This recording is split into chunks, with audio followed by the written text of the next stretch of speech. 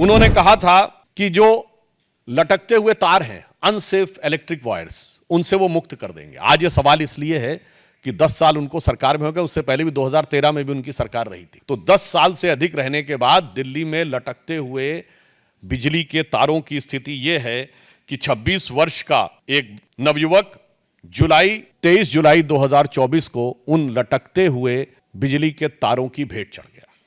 दूसरा, उन्होंने दावा किया था कि 24 आवर क्लीन ड्रिंकिंग वाटर देंगे। और अभी जब गर्मी आया तो लोगों ने देखा कि उत्तर पश्चिम दिल्ली और बाहरी दिल्ली के क्षेत्रों में किस ढंग से पानी को लेकर हाहाकार था।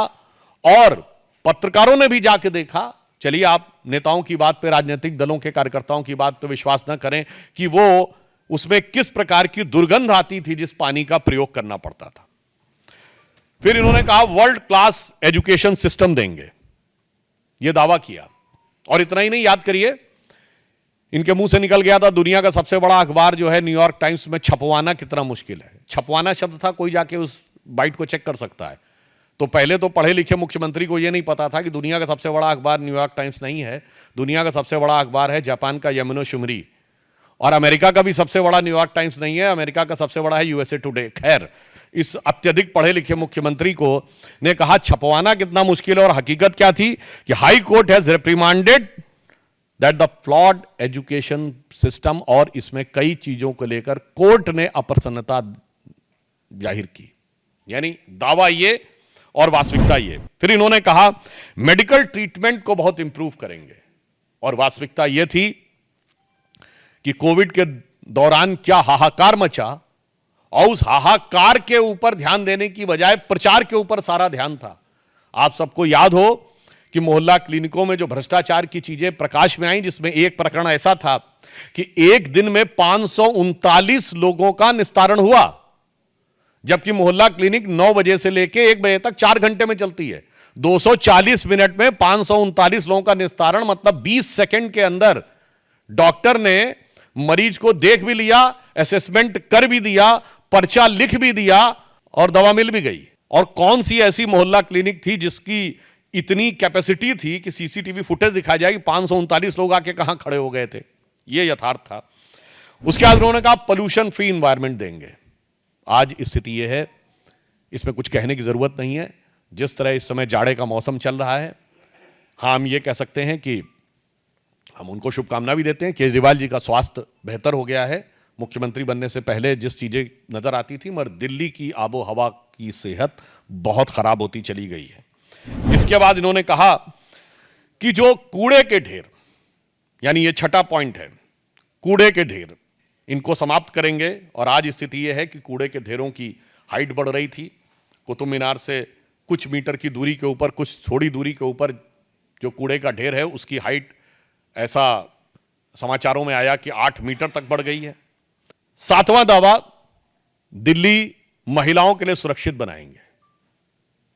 और भारत के इतिहास का इकलौता उदाहरण, जहां किसी भी सरकार के मुख्यमंत्री आवास में उसी पार्टी की महिला सांसद की पिटाई की गई और आरोप लगा मुख्यमंत्री के ओएसडी पर। पूरे भारत में ऐसा उदाहरण नहीं मिलेगा। मायावती जी के ऊपर स्टेट गेस्ट हाउस कांड में हमला हुआ था, वो समाजवादी पार्टी की सरकार ने किया, हो तो विरोधी दल था। यहां तो सत्ताधारी दल की, अपनी पार्टी की महिला के साथ। और जो कुछ महिलाओं के साथ अन्य चीजें हो रही हैं, वो किसी से कोई छुपा हुआ नहीं है।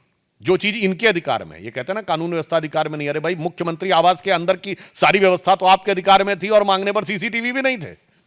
अब आप देखिए, अगला इनका था कि कच्ची कॉलोनीज जो हैं उनको बेसिक इम्यूनिटी, जो मूलभूत सुविधाएं हैं, उनसे युक्त कर देंगे। संगम विहार में जिस प्रकार की चीजें देखने को मिली, उससे बहुत साफ है कि यह दावा बिल्कुल यथार्थ के धरातल पर चूर चूर होता नजर आ रहा है।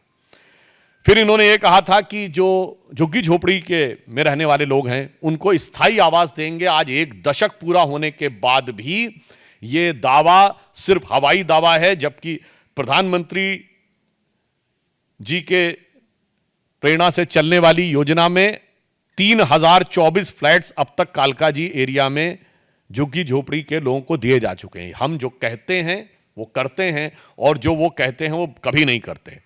अब यमुना की सफाई, आप सभी को पता है, उनका वीडियो भी अवेलेबल है कि यमुना की सफाई कैसी करेंगे कि वो नहा के दिखा देंगे, और आज स्थिति है कि वो पास जाने में भी हिचकते हैं। जमुना की झाग वाली फोटोएं आप सब ने देखी।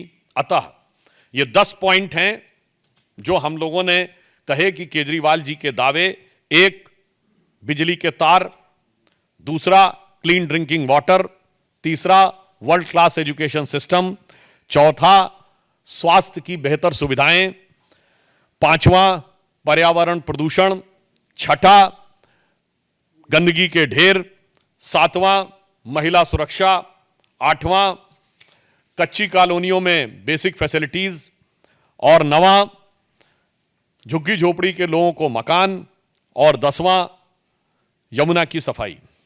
ये तो नहीं किया, मगर काम ऐसे अद्भुत किए हैं कि भारत की राजनीति में उदाहरण न मिले।